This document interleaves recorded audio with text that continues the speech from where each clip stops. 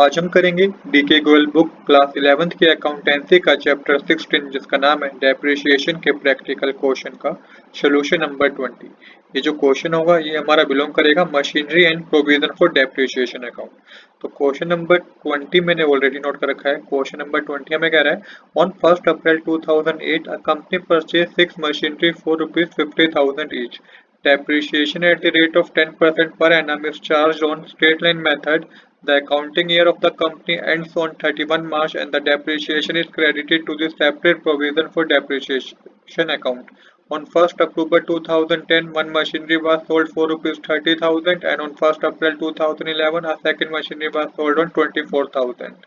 You are required to prepare machinery account and provision for depreciation account for 4 years ending 31 March 2012. देखिए question हमें कह रहा है कि 1 अप्रैल 2008 को कंपनी ने 6 मशीनरी परचेज की जिसमें आपको हर एक मशीनरी की कॉस्ट बता रखी है कि 50,000 है। डेप्रिसिएशन जो है 10% पर एनम पे चार्ज किया गया है by the straight line method के अकॉर्डिंग।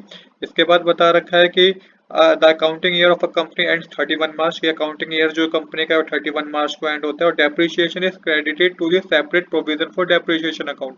तो जो डेप्रिसिएशन है ना वो आपको सेपरेटली क्रेडिट करना है प्रोविजन फॉर डेप्रिसिएशन अकाउंट में। 1 अक्टूबर 2020 को एक मशीनरी बेची गई 30,000 की। उसके बाद 1 अप्रैल 2011 को भी सेकंड मशीनरी बेची गई 24,000 की। हमें क्या कह रखा है, हमें मशीनरी अकाउंट बनाना है और साथ के साथ प्रोविजन फॉर डेप्रिसिएशन अकाउंट बनाना है नेक्स्ट 4 ईयर के लिए। तो देखिए प्रोविजन फॉर डेप्रिसिएशन अकाउंट का क्या यूज है यहाँ पे। प्रोविजन ऑफ डेप्रिसिएशन अकाउंट हम इसलिए बनाएंगे यहाँ पे क्योंकि अब डेप्रिसिएशन जो रिकॉर्ड होगा ना वो प्रोविजन फॉर डेप्रिसिएशन अकाउंट में रिकॉर्ड होगा। अब मशीनरी अकाउंट में हम डेप्रिसिएशन नहीं मेंशन करेंगे, यहाँ पे कैलकुलेट नहीं करेंगे। सारा डेप्रिसिएशन जो कैलकुलेट होगा वो प्रोविजन फॉर डेप्रिसिएशन अकाउंट में होगा। और जब मशीनरी बेची जाएगी, जब फर्स्ट मशीनरी बेची जाएगी तो वो डेप्रिसिएशन पूरा ऐड करके हम ट्रांसफर कर देंगे मशीनरी अकाउंट में। तो सबसे पहले देखिए हमें गिवन है कि 1 अप्रैल 2008 को 6 मशीनरी परचेज की गई है 50,000 की। बट क्वेश्चन पढ़ के समझ आ रहा होगा आपको कि 2 मशीनरी बेची भी गई है। तो यहाँ पे हम क्या करेंगे, हम मशीनरी 1, 2 और 3 बना लेंगे। मशीनरी 1 में फर्स्ट मशीनरी आ जाएगी, मशीनरी 2 में सेकंड मशीनरी होगी, मशीनरी 3 में जो आपकी रिमेनिंग 4 मशीनरी है ना इनका सम होगा। तो यहाँ पे आप मेंशन कीजिएगा अप्रैल 1, 2008 टू बैंक अकाउंट। तो यहाँ पे मशीनरी 1, 2 और आपको यहाँ पे मशीनरी 1, 2 की वैल्यू लिख देनी है जो कि 50,000 ईच है एज पर द क्वेश्चन। और मशीनरी 3 में आप वो 4 मशीनरी जो बच गई है ना, क्योंकि क्वेश्चन में तो 2 मशीनरी बेची गई है तो अब 4 मशीनरी रिमेनिंग रह गई है क्योंकि टोटल 6 मशीनरी है। तो उसमें आप पूरा 4 मशीनरी का अमाउंट लिखिएगा जो कि 2 लाख रुपीस होगा। आई होप कि आपको समझ में आया होगा कि किस तरीके से हमने यहाँ पे डिवाइड किया है। हमने 3 मशीनरी मानी है। पहली मशीनरी में 50,000 आएगा, दूसरी मशीनरी में 50,000 आएगा और थर्ड मशीनरी जो है यहाँ पे 4 सम होंगे, मतलब 4 मशीनरी की कॉस्ट है 2 लाख रुपीस। इसके बाद आपको क्या करना है, डेप्रिसिएशन कैलकुलेट करना है। तो याद रहे बच्चों कि मशीनरी अकाउंट में डेप्रिसिएशन कैलकुलेट नहीं करना है, आपको डेप्रिसिएशन कैलकुलेट करना है प्रोविजन फॉर डेप्रिसिएशन अकाउंट में। यहाँ पे सेम जो चीज आप पहले मशीनरी अकाउंट में करते थे अब वो आपको प्रोविजन फॉर डेप्रिसिएशन अकाउंट में करनी है। तो यहाँ पे डेट मेंशन कीजिएगा 31 मार्च 2009। उससे पहले इनको टोटल करके लिख लीजिएगा, 3 लाख रुपीस अमाउंट की कॉलम में आएगा। अब यहाँ पे आपको बाय डेप्रिसिएशन अकाउंट लगाना है, डेप्रिसिएशन अकाउंट मेंशन करना है, मशीनरी फर्स्ट, सेकंड और मशीनरी थर्ड मेंशन कर लीजिएगा। तो देखिए मशीनरी 1 पर जो डेप्रिसिएशन लगेगा वो 50,000 का आपको कितना परसेंट कैलकुलेट करना है, 10%। और पूरा साल के लिए क्योंकि 1 अप्रैल से 31 मार्च तक पूरा साल होता है तो ये 5,000 रुपीज आएगा। सेकंड मशीनरी पे भी 5,000 आएगा और थर्ड मशीनरी पे डेप्रिसिएशन 20,000 आएगा। अमाउंट के कॉलम में आप लिख देंगे 30,000। अब आपको क्या करना है इसको समझिएगा। अब आपको ये करना है कि जो बैलेंस यहाँ पे आपका 30,000 आया है ये आपको क्या करना है, ये आपको प्रोविजन फॉर डेप्रिसिएशन अकाउंट में 31 मार्च 2009 लिख के ही यहाँ पे मेंशन करना है टू बैलेंस कैरी डाउन और 30,000 रुपीज को मेंशन कर देना है। डेबिट साइड और हमारी क्रेडिट साइड क्या आ जाएगी, यहाँ पे प्रोविजन फॉर डेप्रिसिएशन अकाउंट में इक्वल आ जाएगी। अब आपको यहाँ पे क्या करना है, मशीनरी अकाउंट में, मशीनरी अकाउंट में भी आपको यहाँ पे डेट मेंशन करनी है 31 मार्च 2009। बट यहाँ पे अभी आपको कुछ नहीं करना है कि आपको डेप्रिसिएशन दिखाना हो या कुछ नहीं करना है। आपको सिंपल जो मशीनरी की कॉस्ट थी ना फर्स्ट सेकंड थर्ड मशीनरी की, वो सिंपल आपको यहाँ पे दिखा देनी है बाय बैलेंस कैरी डाउन करके। मशीनरी 1, 2 और 3 की कॉस्ट आपको दिखा देनी है। मशीनरी 1 की कॉस्ट है 50,000, मशीनरी 2 की कॉस्ट भी 50,000 है और मशीनरी 3 की कॉस्ट 2 लाख रुपीस है। अमाउंट के कॉलम में आ जाएगा 3 लाख। यहाँ पे भी हमारी डेबिट साइड और क्रेडिट साइड क्या हो जाएगी, इक्वल हो जाएगी। अब जो 31 मार्च 2009 को बाय बैलेंस कैरी डाउन हुआ है, ये 1 अप्रैल 2009 को क्या होगा, ये ब्रो डाउन हो जाएगा। तो यहाँ पे टू बैलेंस ब्रो डाउन लिख के मशीनरी फर्स्ट सेकंड थर्ड की आपको यहाँ पे कॉस्ट मेंशन कर देनी है और अमाउंट के कॉलम में 3 लाख रुपीस मेंशन कर देना है। अब क्या हुआ कि सेकंड ईयर में जो था, सेकंड ईयर जो था 1 अप्रैल 2009, अब इसमें भी हमने कोई मशीनरी बेची नहीं है, तो यहाँ पे फिर डेप्रिसिएशन कैलकुलेट होगा। फिर डेप्रिसिएशन कैलकुलेट होगा तो डेप्रिसिएशन आपको प्रोविजन फॉर डेप्रिसिएशन अकाउंट में कैलकुलेट करना है। तो उससे पहले आप क्या कीजिएगा, यहाँ पे जो बैलेंस यहाँ पे कैरी डाउन हुआ था ना, इसको यहाँ पे ब्रो डाउन कीजिएगा 1 अप्रैल 2009 लिख के, बाय बैलेंस ब्रो डाउन लिख के 30,000 रुपीज को आप मेंशन कीजिएगा, क्योंकि ये प्रीवियस ईयर का डेप्रिसिएशन है जो कि तीनों मशीनरी का कितना था, 30,000 रुपीज था। अब आपको नए साल का डेप्रिसिएशन कैलकुलेट करना है 1 अप्रैल 2009 है, यहाँ तो यहाँ पे मेंशन कीजिएगा 31 मार्च 2010, यहाँ पे मेंशन कीजिए बाय डेप्रिसिएशन अकाउंट। और अब फिर आपको फर्स्ट सेकंड थर्ड मशीनरी पे डेप्रिसिएशन कैलकुलेट करना है, तो ये सेम आपको वही आएगा। फर्स्ट मशीनरी पे 5,000 होगा, सेकंड मशीनरी पे 5,000 होगा, थर्ड मशीनरी पे 20,000 होगा। अमाउंट के कॉलम में आपके पास आ जाएगा 30,000। इसके बाद यहाँ पे देखिए 60,000 60,000 30,000 30,000 60,000 होता है, तो यहाँ पे डेट मेंशन करेंगे आप 31 मार्च 2010, टू बैलेंस कैरी डाउन करके 60,000 मेंशन करेंगे आप, और डेबिट साइड और क्रेडिट साइड हमारी 60,000 से इक्वल हो जाएगी प्रोविजन फॉर डेप्रिसिएशन अकाउंट में। अब आपको क्या करना है, सेम वही चीज, अब यहाँ पे डेट मेंशन कीजिए 31 मार्च 2010, जो बैलेंस यहाँ पे ब्रो डाउन था, आपको क्या करना है, डेप्रिसिएशन कुछ कैलकुलेट नहीं करना, आपको same by balance carry down करके सेम अमाउंट को, सेम मशीनरी के अमाउंट को दिखा देना है। मशीनरी 1 में 50,000, मशीनरी 2 में भी 50,000, मशीनरी 3 में 2 लाख, और यहाँ पे ऐड करके 3 लाख आ जाएगा। यहाँ पे हमारी डेबिट साइड और क्रेडिट साइड मशीनरी अकाउंट में इक्वल हो जाएगी, 3 लाख डेबिट साइड आएगा, 3 लाख क्रेडिट साइड आएगा। अब फिर समझिएगा क्या करना है, आप देखिएगा कि जो 31 मार्च 2010 को बैलेंस कैरी डाउन हुआ है, वो 1 अप्रैल 2010 को ब्रो डाउन हो जाएगा। सेम इसी तरीके से जो यहाँ पे 31 मार्च 2010 को बैलेंस कैरी डाउन हुआ है, वो 1 अप्रैल 2010 को ब्रो डाउन हो जाएगा। तो ये मैंने कर रखा है, यहाँ पे ऑलरेडी मेंशन कर रखा है कि अप्रैल 1 2010 में टू बैलेंस ब्रो डाउन मैंने कर रखा है, और यहाँ पे भी हमने अप्रैल 1 2010 में बाय बैलेंस ब्रो डाउन कर रखा है 60,000।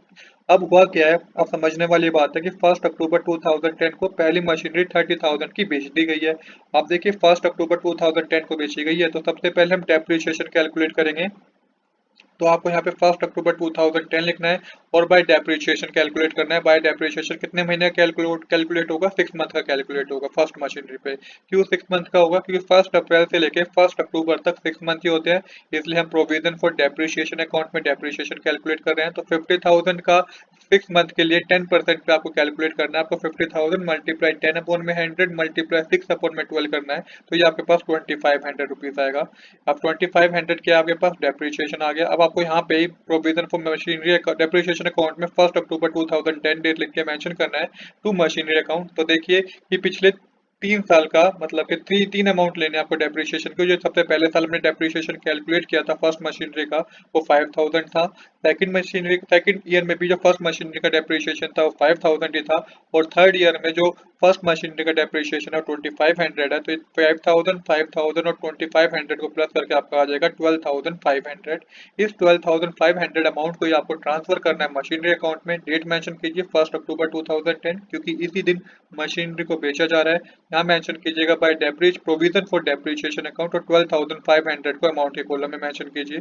इसके बाद डेट यहाँ पे सेम डेट पे ही बाय बैंक अकाउंट करके मेंशन कीजिएगा कितने मशीनरी बेचेगी, 30,000 में बेची गई। देन आपको मेंशन करना है by profit and loss account. तो देखिए फर्स्ट मशीनरी की अभी भी वैल्यू 1 अप्रैल 2010 तक 50,000 रुपीज की है। अगर हम इसमें से 12,500 डेप्रिसिएशन और 30,000 को प्लस करके माइनस करेंगे 50,000 में से, तो हमें पता चलेगा कि हमने लॉस में बेच दिया। तो कितने लॉस में बेच दिया, ये हमने 7500 लॉस में बेच दिया। कौन सी मशीनरी को, पहली मशीनरी को। तो यहाँ तक हमने लॉस पता कर लिया, पहली मशीनरी का काम खत्म हो गया।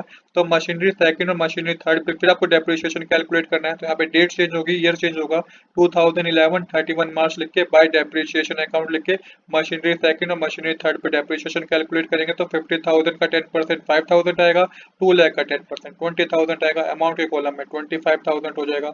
ये आपने डेप्रिसिएशन कैलकुलेट कर लिया। अब आपको क्या करना है, इसको टोटल कीजिएगा, 87,500 आएगा।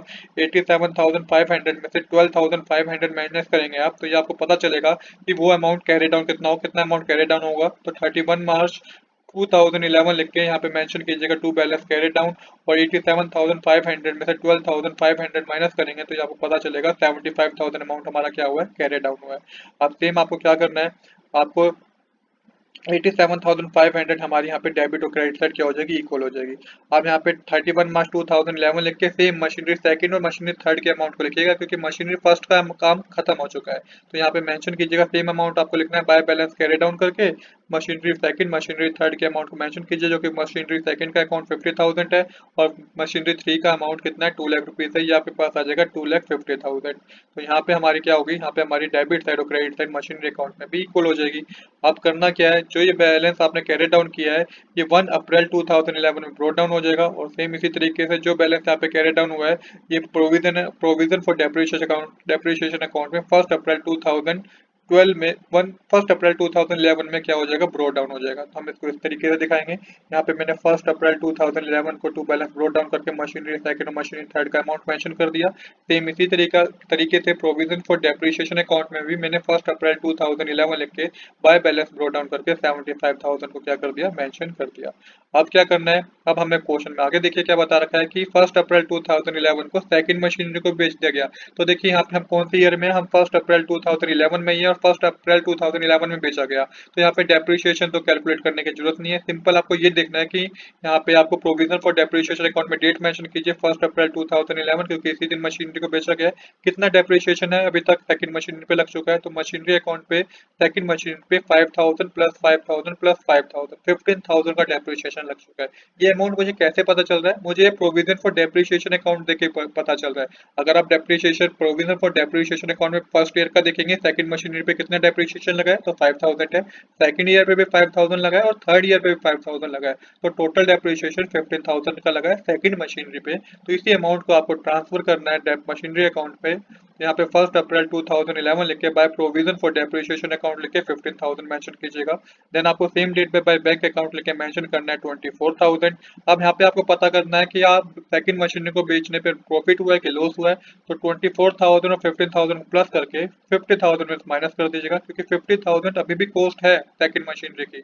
जब आप 24,000 और 15,000 को प्लस करके 50,000 में से माइनस कर देंगे तो ये आपके पास आएगा प्रॉफिट एंड लॉस अकाउंट, जो कि आपके पास आ जाएगा, पता चल जाएगा आपको 11,000 का लॉस हो गया सेकंड मशीनरी बेचने के बाद। तो यहाँ पे हमें पता चल गया कि सेकंड मशीनरी को बेचने पे 11,000 का लॉस हुआ है। तो अब थर्ड मशीनरी पे डेप्रिसिएशन कैलकुलेट करना है। तो depreciation provision for depreciation account में कैलकुलेट करना होगा आपको। यहाँ पे डेट और ईयर मेंशन कीजिए।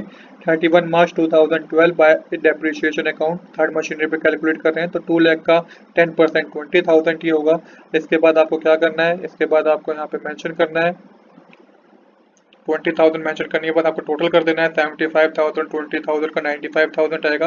95,000 में से 15,000 माइनस कीजिएगा तो ये आपको 31 मार्च 2012 लिखना है। यहाँ पे डेट यहाँ पे मेंशन करना है टू बैलेंस कैरी डाउन और यहाँ पे अमाउंट को माइनस करके आपके पास आएगा 80,000।